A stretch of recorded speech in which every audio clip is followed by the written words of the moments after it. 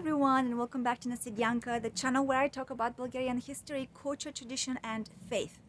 I recently started talking to you about Bulgarian clothes, Nusi, following people's questions and curiosity, which was so inspiring, and I definitely appreciated the opportunity to present to you.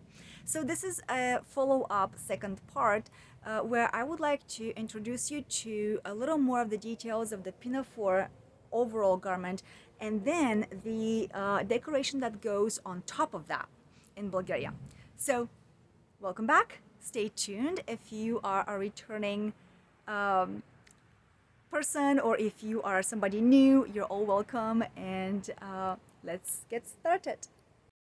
So here I'm going to recapture a little bit of what I said in the previous episode about the pinafore dress, but then I'll give you more detail, like I said, and what happens on top of it.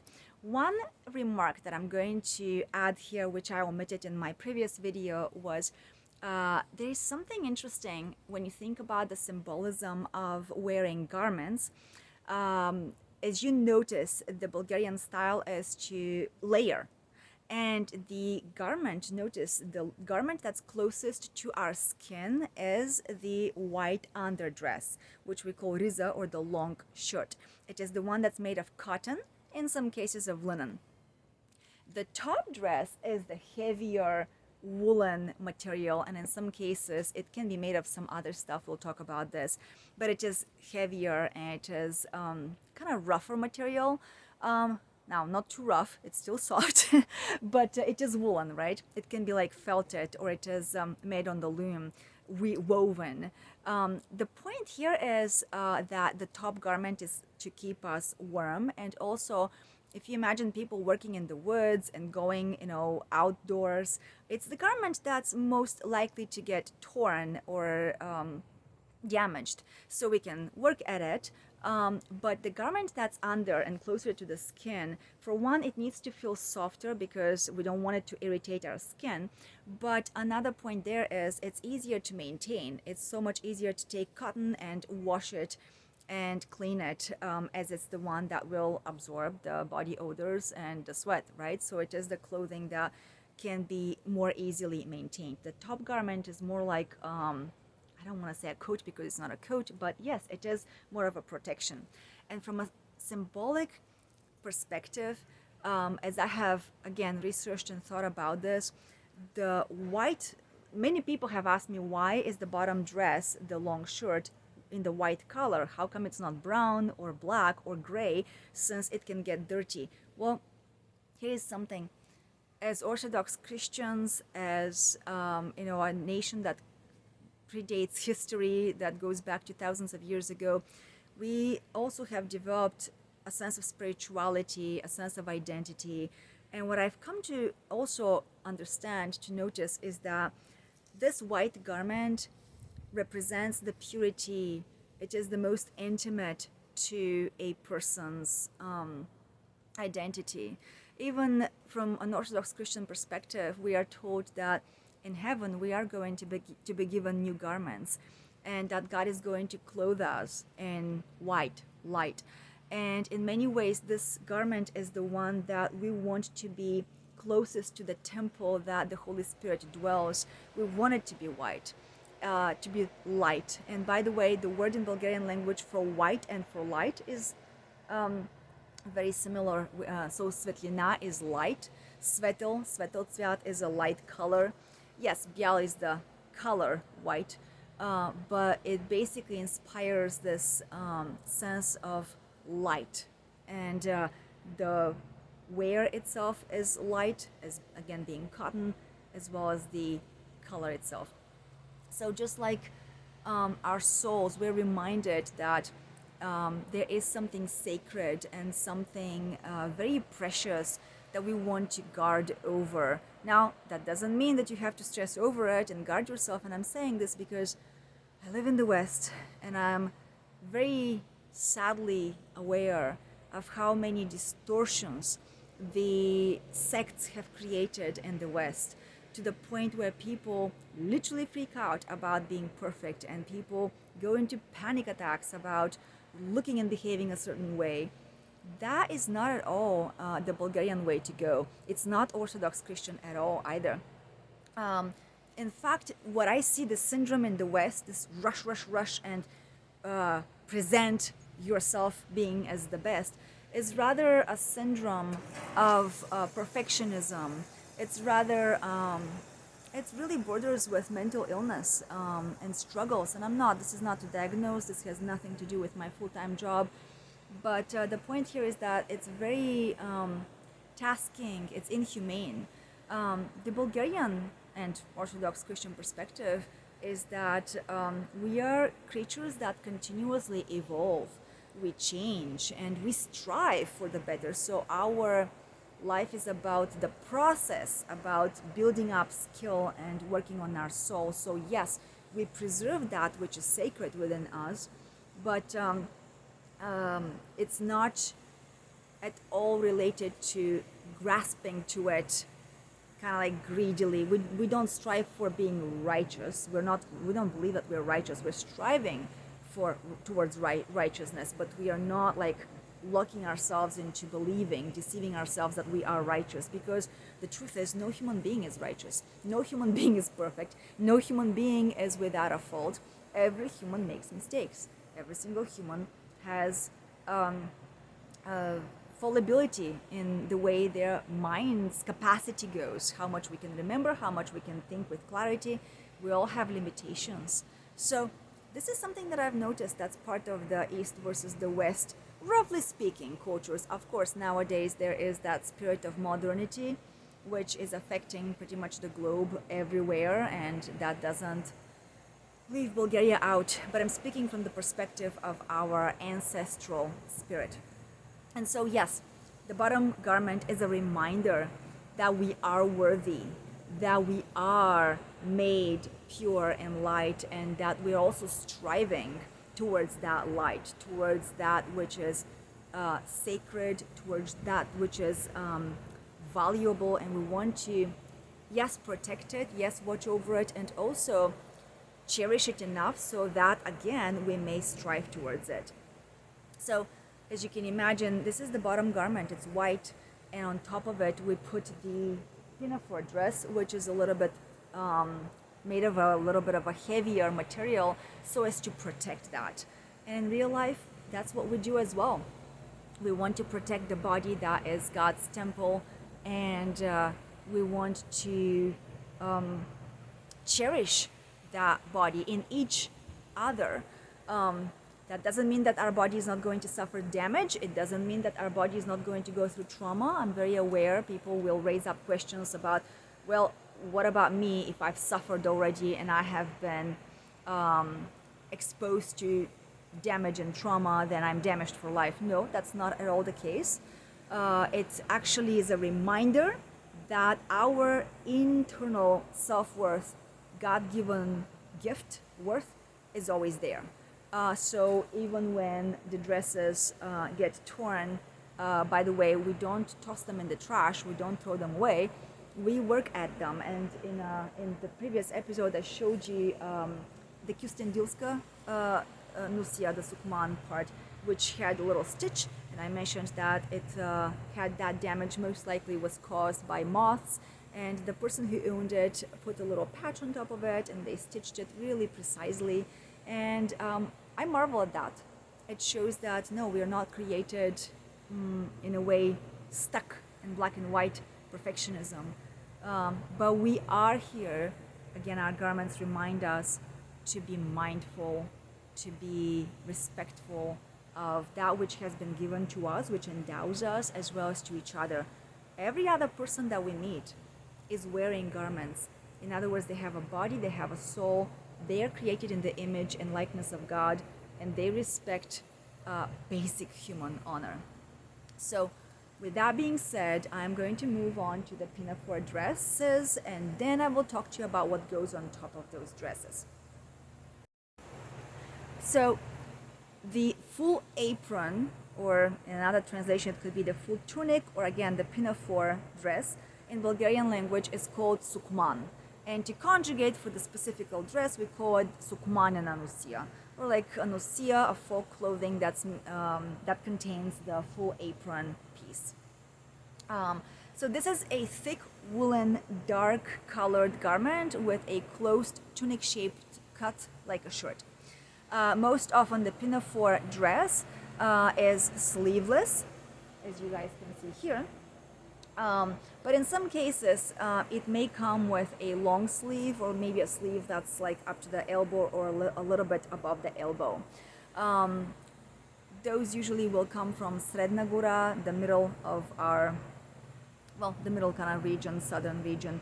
But also it may depend on whether or not you live in a colder region as well. So some others may also have sleeves that reach down to the elbows, like I just mentioned, such as the regions of Ehtiman and Samokov in Bulgaria. In rare cases, you may see summer pinafore dresses that are made of white hemp or cotton fabric, so softer, such as those from the regions of Trans, Malku, Turnovo, and then Dedeagachko. So I have included white dress here. It is a modern dress, so this is more like polyester material. I bought it online and I'm using it, but it is based on, it's a Bulgarian folk dress, it's a pinafore dress.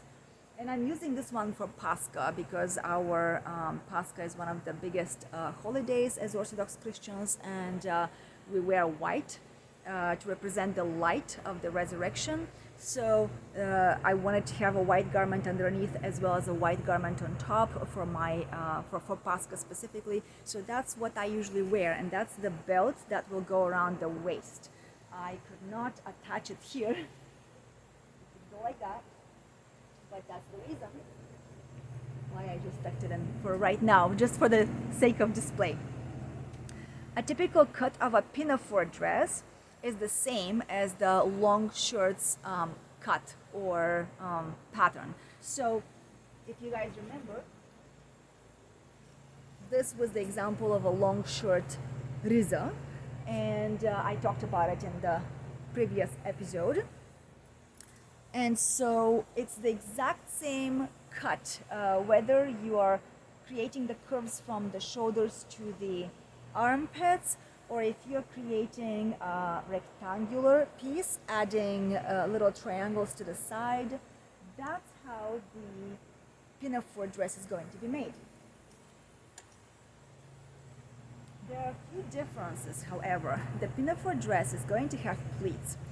The under dress, the white dress, usually doesn't tighten at the waist. It may, like this one has elastic out there, but as I showed you in the previous episode, many of the white dresses were quite wide actually at the waist because the triangles start from the armpit and they go all the way down, so it creates a big kind of baggy white dress. Well, it's the pinafore dress that's going to tighten that situation, as the pinafore dress, once again, it has a bodice in this case. No, I'm sorry, it doesn't have a bodice. This is a very traditional old example of the rectangle. So this one has been cut here all the way down at a rectangular shape, front and back. And then they have cut little squares here to shape the armpits like that. And then they have added a triangular piece which they have pleated at this part of the square so as to widen the bottom of this dress. And they have added a little pocket. It's red on the inside, it's black on the outside, just a little pocket. But yes, there are pleats. This is made of heavy wool. I was trying to figure out how heavy that is. I have not measured it yet. By the time I make the video, I might be able to include this in the comments, but I don't know, this might be like 5 bags of potatoes. This is really heavy, you guys. But it also can keep you warm, and it's made of natural woolen material. Here is the decoration. You can see how it's been attached. So, just like that to the light. The bottom has some velvety material. And again, decoration. How long that is It's going to reach a little bit above the ankle length so that the white long shirts decoration, embroidery underneath can show. Another example of an old pinafore garment is here, maybe on this side of our trellis, but this is also about 100 years old, which I bought many years ago, and it has some wear and tear. I have not fixed it. I really wanted to preserve it the way it's been, and I don't have access to the original materials, but you can still see how this one has been made. Again, a rectangular piece that starts at the shoulders all the way down. It's a rectangle to the front, another rectangular piece at the back, and then they have added, wow, that's heavy. They've added triangles to the side to make it widen out, fan out, right? But then they added from a different material the sleeves, and then they decorated them with some lace. And on top of that, they added this piece of sleeve right here. And all this has been handmade again. This is crochet work. Wow, my arm is really hurting here by holding this. When you put it around like on your body, it doesn't feel that way because the way it distributes. But when you hold it that way, I don't know, I feel like it may be like 50 pounds. This is really heavy, maybe 40 pounds. It's very heavy. It's like you're holding a baby with one hand. But if you wear it with your whole body, like I said, the way it distributes and it guards you. So here is how it has that intricate decoration. From up close you can see. And then the bottom, wow, the bottom contains that stitching. Again, it's handmade. And the little twists and twirls right there. So let me put this back somewhere here. Okay. So this is good. I have worn it when the weather is really cold.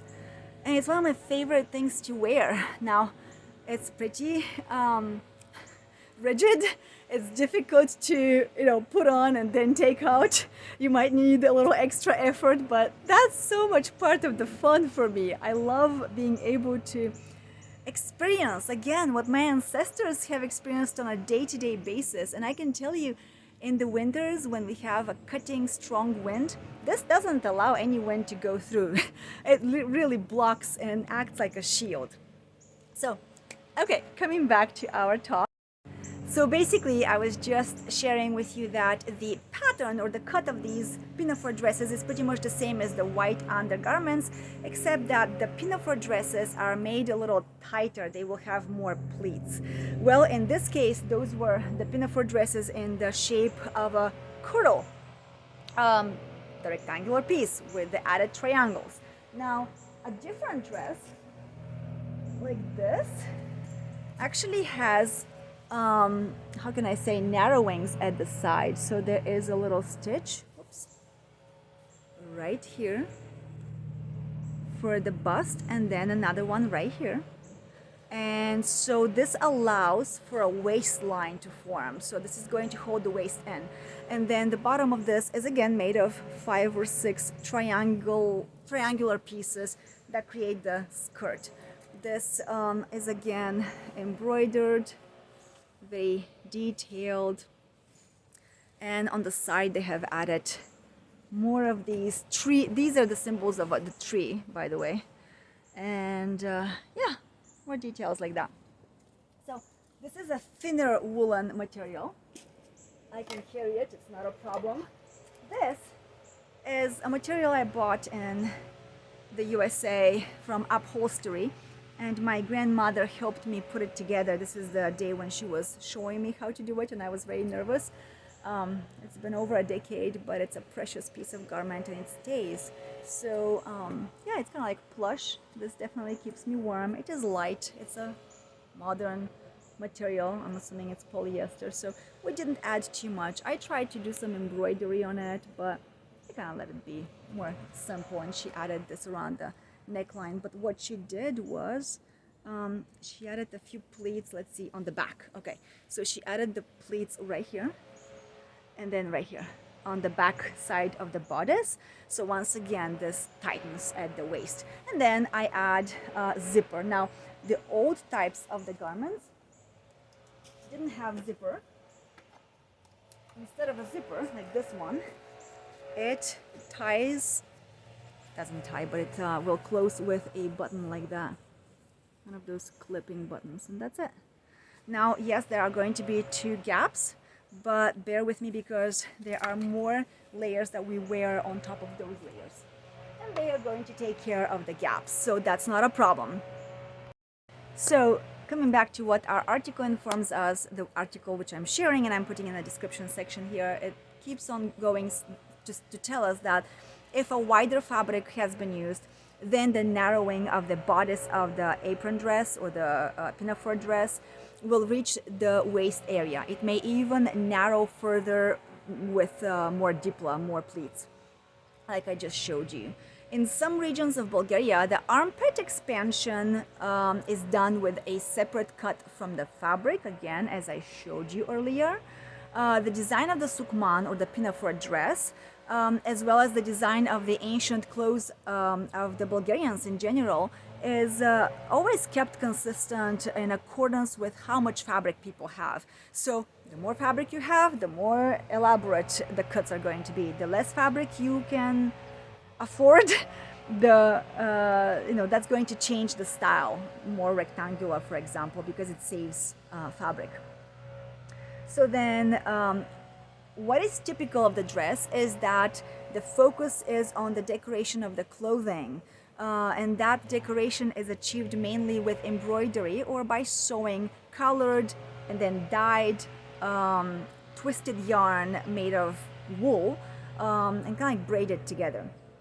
The decoration of the pinafore dress is rich with woven, multicolored lines, yarn cords, piping using braided yarn together, like I just mentioned, various twists together, tangles, as well as lace, which is handmade by using thin yarn or like very thin thread. So you can crochet that, or you can use a needle to create the lace. What is characteristic of the full pinafore dress, sukman, is the wearing only of a front apron. So for these garments, we will only have one apron at the front, like I'm wearing mine. That's an example of a pinafore dress from the Thracian region, by the way. So there is my apron.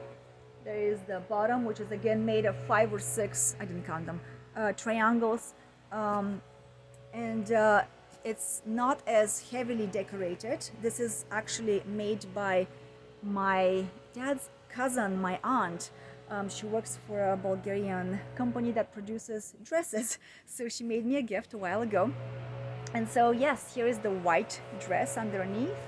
It has a little neckline like that. It doesn't tie, it doesn't have to button up because you have so many layers that are covering. It really doesn't have to, it doesn't create any problem. But it may button. Some people add buttons, and that's not a problem. Pointing, but the white dresses are not there right now. Usually Bulgarians would just weave all the clothes around. And so yes, it has a little bit more decoration on the sides, and the emphasis here is more on the apron, which is so richly embroidered. You can see it's like a whole canvas of flowers and butterflies and leaves. It's just like a whole garden.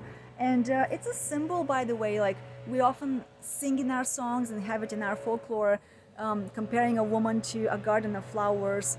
Also, we have different celebrations, Orthodox Christian holidays that include men singing and chanting on certain times, like for example for the Nativity, and then women, for example, on Lazarus Day, they wear that kind of clothing with as much flower as possible, and they wear flower wreaths around their heads.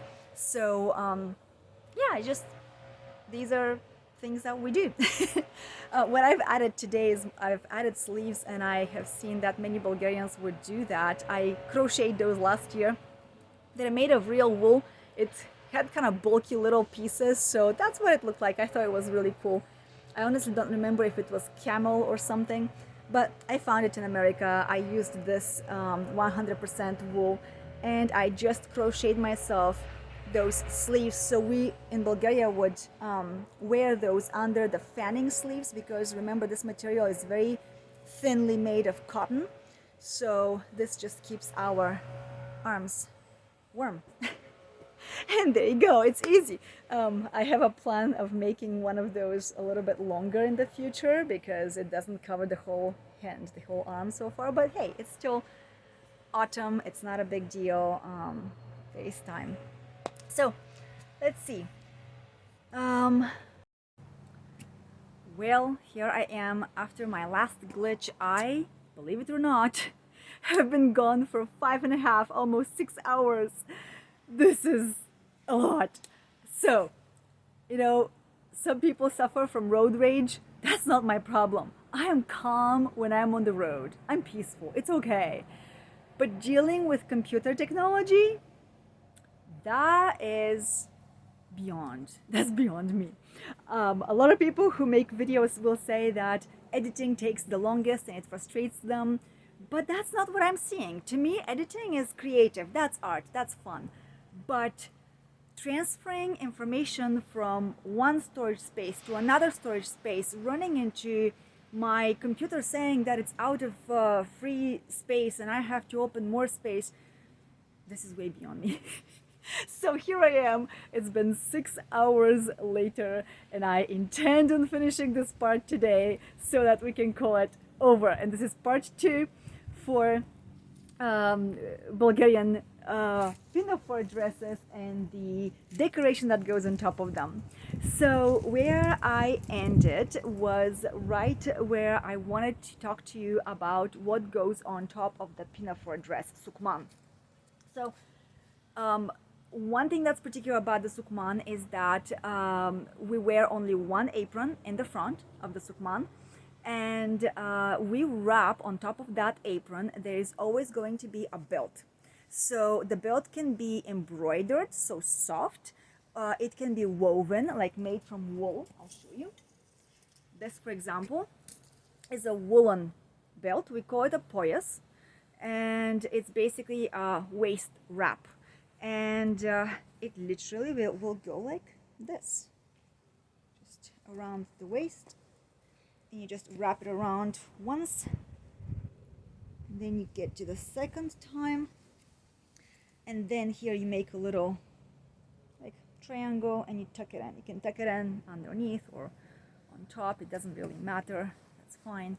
So one thing that we have in Bulgaria is, in our folklore, in our tradition, is the emphasis on keeping this area of our body warm, safe, and steady. And when you really think about it, it is the core of our body.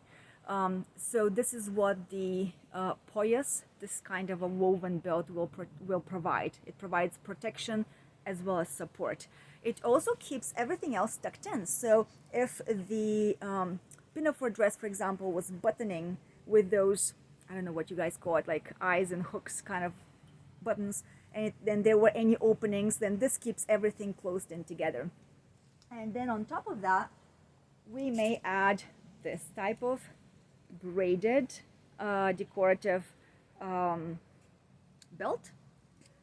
You can tie it, and this one in particular is quite long, so I usually will wrap it around like twice. Remember, I always want to come back to the left side because I am Orthodox Christian and that matters to me. So you can add that. And then there is a different kind of belt which locks everything. I've shown it already, I showed it earlier, but again, this is a traditional Bulgarian belt. These metal pieces are called pafti, and a lot of times they are made of all kinds of different types of metal. They can be brass, or again other types of metal. So they also have shapes, like mine in this case have peacocks, little birds over here. Sometimes they have circles, sometimes they have crosses. These also, some people believe that they are there for protection, but really, again, not to fall into superstitions. The symbolism of this is to have something that holds your waist so that you can be girded and guarded and protected. And truly, it is the lock. It just keeps us steady. So then we can tuck in handkerchiefs or what do you call it, like nose tissues. Of course, those were always made in fine cotton in Bulgaria and hand embroidered. Towels are very popular to wear here for women because we handle everything with towels. If we wash our hands, we're going to wipe them in the towel. If we're handling a hot plate, we're going to use the towel to pull the plate out of the oven, for example. So it's very common that you will see women carry a towel, and men, they also have belts, but not this kind of belts. They have the poyas, and usually for men, the poyas is red. So they will actually tuck in their swords or guns, and this is from back in the day. If they are handling heavy duty stuff, their tools may go there. So here is another example of a belt which I have purchased from a store that I frequently visit. And yeah, this is kind of like flowers representing the sun. The cross is once again there, present. It's kind of like sunflowers. And you just tie it around in the back and it stays there. So it just depends on what style you want and what kind of belt you're going to wear. So then let's see if I can show you something different here. I will show you a pinafore dress which I made in the West, in America. This is not at all a traditional Bulgarian pinafore dress, but I made it out of sheer creativity. I was just inspired to try out. The thought that I had in my mind was, what would it have been if my ancestors, who supposedly there are some data that indicate that ancient Bulgarians have traveled around the world, so those who supposedly have reached America, according to that data, what if they stayed? What if they would have been still using those clothes here? What would that look like? And I did research into the Bulgarian encounters with the Native Americans of Latin America and North America, and I went to the store and I was looking for cheap materials that I could afford, so I purchased a plush fleece blanket, and then I got my materials like little faux fur, and this is a rug from Latin America, and then some tassels. And following the Bulgarian original idea of the pinafore dresses, I designed mine and I decorated it with all sorts of, I don't know what you would call it, decorations. So I added a zipper because it's way easier nowadays to tighten it with a zipper. And yeah, that's the whole style. But no, you will not see this in Bulgaria. However, there is a similar combination of colors that can be found in a Bulgarian region that's called Karakachansku. The nusi there are typically black and very colorful with golden and other colors added to them. So somehow it reminds me of that. It's not Karakachanska nusi. Again, this is my own interpretation. So to add to this, I created an apron which I personally wanted to be colorful, festive again, to stand on the background of the black soft pinafore dress. And I wanted it to be exceptionally long, so I made mine from the waist all the way down to the ankles, even passing the ankles, so it almost like reaches the ground basically, but not quite. So I added these little puffy things on the side so that I can tie it on the back, and because it turned out to be quite heavy, I added feathers, I did, because it ended up being quite heavy, I actually find out that it's easier for me to tie it. So I wrap the two wraps in the back, and then I bring them back to the front, and once again I tie them to the left side. and I make a little bow when I wear it. But again, this is a personal, creative interpretation of a Bulgarian Nusia abroad. Welcome to the foreigners region. So at this point, I also wanted to mention to you some of the other things that Bulgarians will add to on top of the clothing for decoration. One of those is the veiling. So the veiling represents a significant distinction of married women, but in general, it is important to note that the veiling of a woman's head is completely Christian. Just if you check out First Corinthians chapter 11, verses 2 through 16, they very clearly inform us of this matter. And remember also that Bulgaria is primarily Orthodox Christian, so Orthodox Christianity constitutes an indelible part of the Bulgarian identity, with which, unfortunately, communism, foreign invasions such as the Ottoman Empire's slavery and enforced Islam, as well as Western forces in the past have, within the recent past too, have attempted to destroy. In spite of all this, it fascinates me how resilient the Bulgarian spirit is in terms of preserving our identity, culture, tradition, and faith. Yes. As a matter of fact, the veiling originates within the Christian faith and not with Muslim as is commonly believed. Nothing against, nothing for. I'm just giving you this information because many people nowadays have expressed fear and dread and even disgust and shame of covering their heads. Well, this for me is my identity, and this is a symbol of honor, a symbol of connection with my ancestors, a symbol that I am continuing the line. So I will show you how in Bulgaria we wear the veil. So the veil is typically a square piece, just like that. So it's just a square piece. And then you take one of the corners in order to, you fold it so that you create a triangle. So here we have the triangular piece. I guess you guys can see it from this angle better. And at that point, this is going to go on top of our heads like this. And of course, you're going to adjust it. And then you take the two end corners and you're going to tie them in the back. I usually flip mine over, I start tying in the back, and then I adjust so as to receive the effect that you're seeing me as I wear my veil.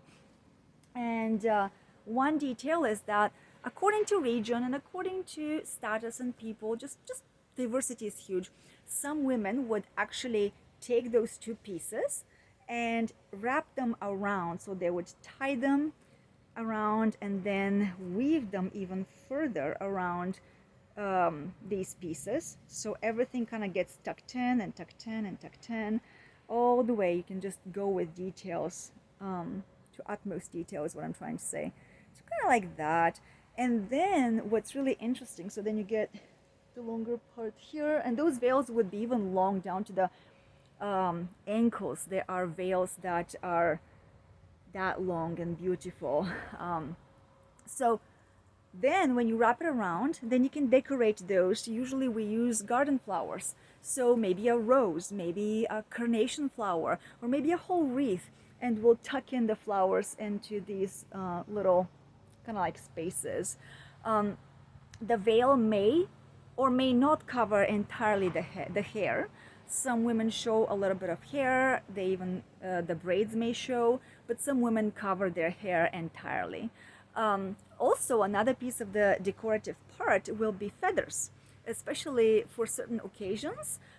Women will add feathers. They may be peacock feathers or feathers from hens, from chickens, anything like this that stands out as decoration. It can also use, I've seen women wear dry grass, really beautiful kind of ornaments from grass, and again from the field, basically from the garden. So if you check out Bulgarian traditional folk dances and clothing from the Shopi region, in particular, you will see that the pinafore dress may be in blue. They can be black. They can also have sparkles. But I've seen pictures with the blue version and really cute, kind of like sprouting up, dried, kind of like grass, which reminds me of the harvest. So again, these are things that commemorate, if I can use that word, nature. They celebrate nature. They celebrate life, the life cycle according to the to nature's rhythm. And no, it's not pagan at all. This is completely and naturally human, and after all, we are following the Orthodox Christian traditions. So this is part of this. I wear my veil in a very classic kind of simple manner for everyday life, but sometimes I bring it up. Specifically with this one, I'm seeing that the tassel will tickle my face, so I try to keep it down and away from my face. But there are days when if I have a simpler veil, I will bring the two pieces up and just tie them there because they stay more steadily around the head, and that is easier when you are doing work. Or let's say if I'm in church during service, we do a lot of bowing, a lot of crossing, there's a lot of movement during Orthodox Christian services, so it helps to have all this safely secured. So so far, there you go. And what I will also show you is the socks. They are another piece of our attire. Bulgarian socks are typically hand knitted, and here is one example of those. This is knitting style. I don't know the words in English, but you can see the type of the stitch on the front, and then the type of the stitch in the back is like the little wavy type of stitch. So my grandmother used to make those. Most Bulgarian women, old women especially, make those. It's a tradition. And especially if you go to somebody's wedding or there is a huge celebration, it's a tradition to make a gift to that person, a pair of socks. Why? Because the feet are significant, how can I say, the feet are the part of the body that can conduct energy from the earth, including the cold and the warmth. So people can get a cold if they go barefoot outside. I know that scientists are going to dispute this because they're going to say that, of course, the cold brings our immune system down, and that's what makes us more prone to developing a disease. Well, of course, yes, that's the longer explanation. But the shorter explanation is that if you are cold, especially if your feet are cold, you're more prone to catching a cold. Period. It's from A to Z. We don't have to go into details. So we make sure, especially in the colder regions in Bulgaria, to wear woolen socks. On top of that, the woolen material breathes very easily. So some people will say that it scratches and it irritates their skin. Well, if it irritates your skin, take care to wear softer materials. But in general, I know even from my own husband that he would prefer to work as a logger in the hot seasons of the summer, wearing socks like this because his feet were able to relax and breathe. So here is the design. A lot of times we're going to make the tips around the toes in one color. You can see those socks in pink colors and green colors, all sorts of colors. But then there are flowers, there can be chickens, there can be peacocks, poppy flowers, roses, and this is the heel here. So I'll show you another example of socks. Here is a different style of socks. These are a little bit shorter, smaller, but you can see how much detail there is right here. And these are actually brand new. I bought them and I did not even open. So when women will sell those, typically at the bazaar, you go to the farmer's market and you get those socks. You can find those around the bazaar, or even like by churches, they'll sit on the outside and sell those socks. They will stitch them with a little bit of yarn material, just very lightly. If I were to clip this with the scissors, it very easily comes out and you can wear those socks. I prefer to keep them because they're a great keepsake for me, and I wear other pairs of socks which I didn't want to ruin those. I'll show you more right here. So these are my grandfather's cousin. She knits those as for a hobby. So you can see these are a different style, but again, they're everyday type of socks. So they're again hand knitted. One style, here's another color that she made, color variation. Let's see if I have other. Oh yeah, I have so many of hers. I just brought a few because remember I'm still on a road trip here. But yeah, here is another style that she made, and all of this is wool. It's 100% wool, and these are very soft, by the way. These feel so nice. So here they are. One of my great grandmothers who passed away a long time ago. I remember seeing her. She used to wear all black clothes. Now this is traditional for widows, and she used to prepare the wool from the animals. So when they, what do you call, shear, take the wool from the sheep. I'm at a loss of English words here, you guys. She would then kind of like make strings out of the wool. You have to clean it, you have to brush it, comb it to get all the impurities out, and then she would spin it and create her thread. And from the thread she would make socks like these, as well as let me show you terlici. So I'll show you what these are. These are very traditional Bulgarian terlici, so like slippers. So when you go to a Bulgarian house, rule number one is never, ever, ever walk in with your shoes on. Never. Ever since I've moved to America, I am blown how many times people just take it for granted and walk through my front doors wearing shoes. That's dirty shoes. People outside spit on the streets. There is dog waste there, bird waste. We don't want to be bringing the impurities back inside of our house, which is clean, which is representing the sanctity of the family. Your house is like a little church. So for that matter, we wear slippers. And when visitors come to our houses, we have a whole bunch of those. My grandparents will keep like hundreds of those. And so at the door, when you show up, they'll give you a pair to borrow, and you have to take off your shoes and leave them out there at the door. So yes, this is a handmade type of a slipper that one of my great grandmothers has made from the wool of the sheep in her house. Another kind of slipper. Now these came from more recent times, but they are again traditional. These actually were when I married my husband. Both of his grandmothers gave me slippers, and they let me take them because I was so gladdened to be, first of all, visiting my motherland, and second of all, to be reconnecting with my tradition. And so I was so excited. They saw the excitement and they made me a gift. So I was endlessly thankful. But yeah, look at that. These are knitted. So perfect slippers.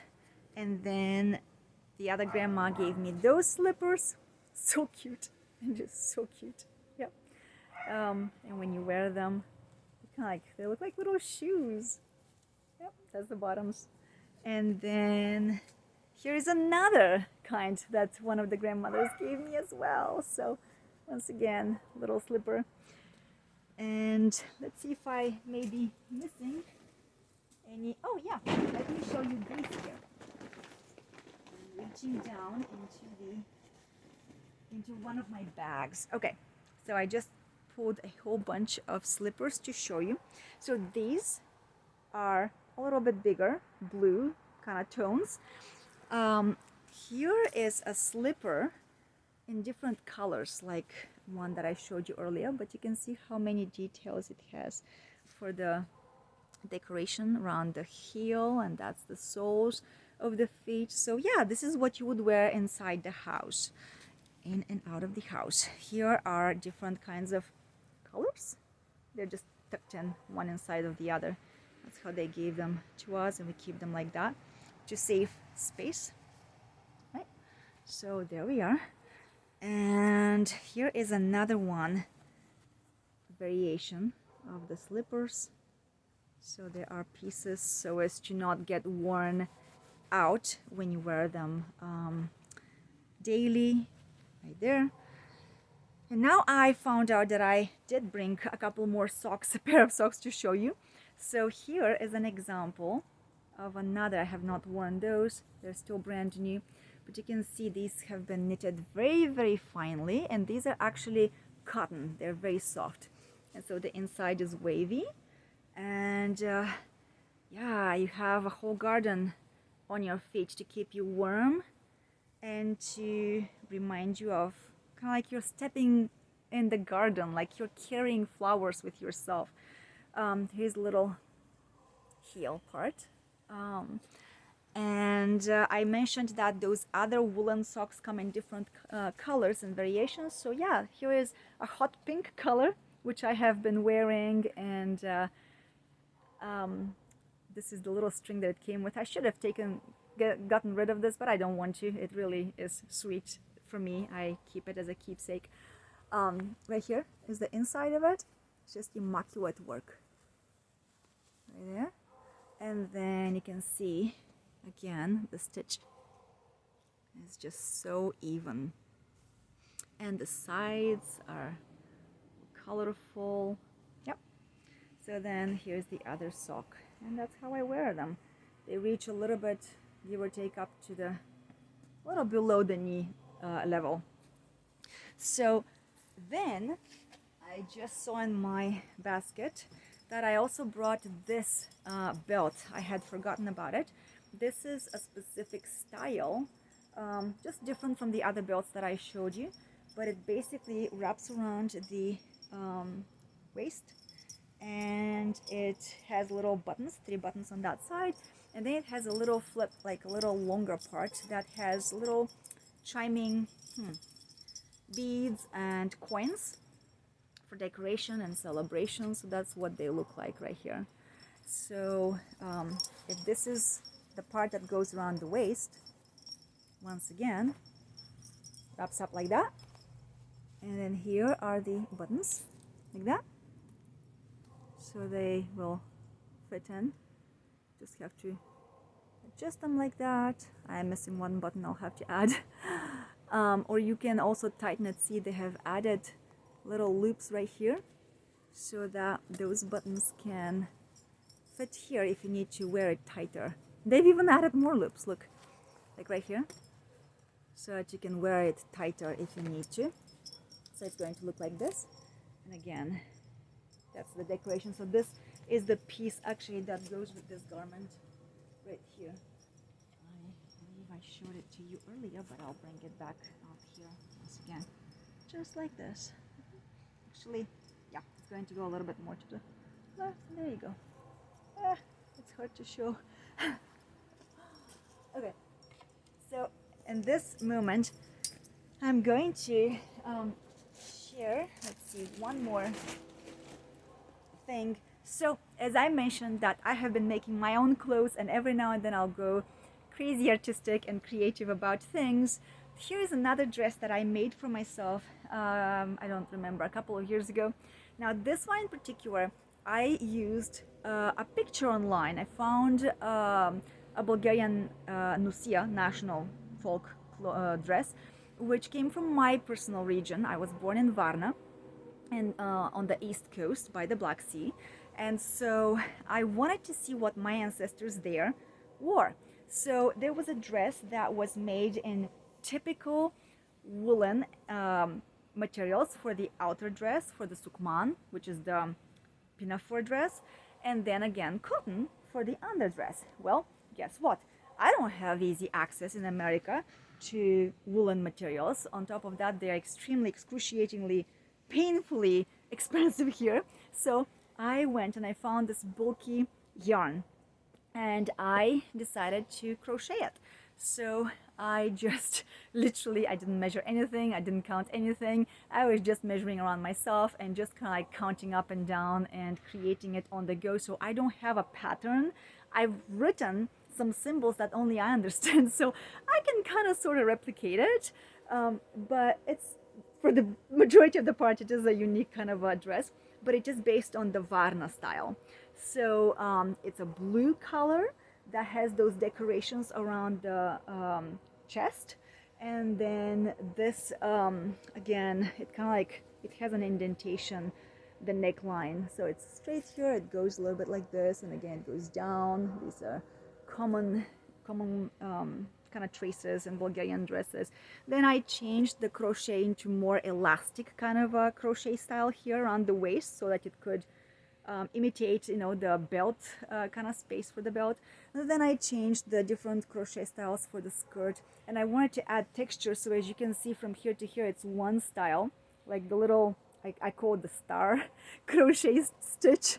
But then from here to here to the ankle, I made it a little more like, I used the front and regular double crochet stitches.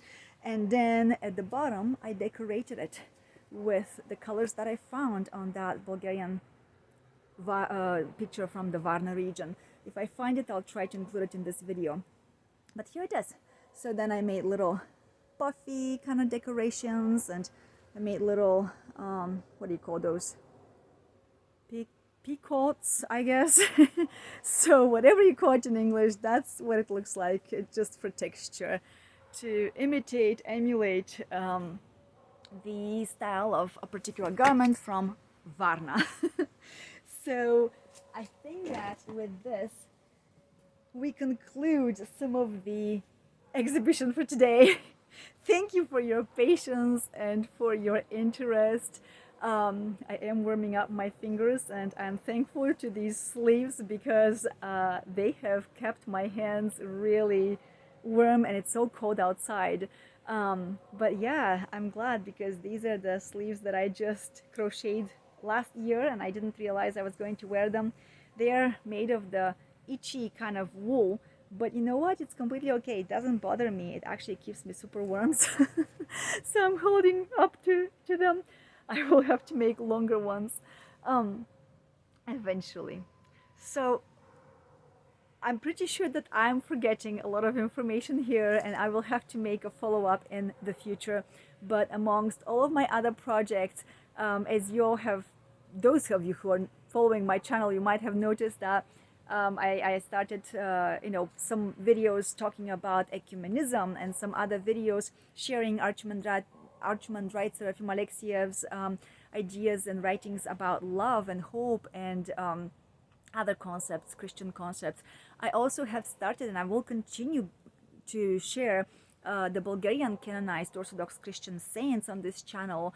But every now and then I'm also including some other projects, so I have a few ideas that is so as to share with you guys soon. Some clothes, Bulgarian clothes that I made for some of my dolls, because that's part of my craftiness or creativity, and also my family's cooking style and some of the food that I've made at home.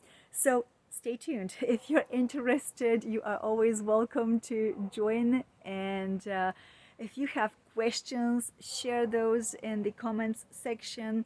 Your comments I value, and I am so excited and thankful to be able to share and you know, present those details about my culture, because I can see and I believe my culture is also your culture, and there's so much we can all learn from ancient civilizations, and those roots, they run deep. Somehow back there then we all find out that we have the same roots, the same beginning, and somehow it speaks to me of the depth of humanity and the meaning of life, and how connected we are, and how tender we have to be, and how caring we have to be with each other, and how important it is to practice the virtue of patience, for example. Put me there in with practicing patience and technology, and that's a lifetime of an experience, but it's true. So I hope that this finds you well. I hope that the rest of your day goes pleasantly, and I will be happy to continue sharing with you. Thank you so much, and take care. Bye bye.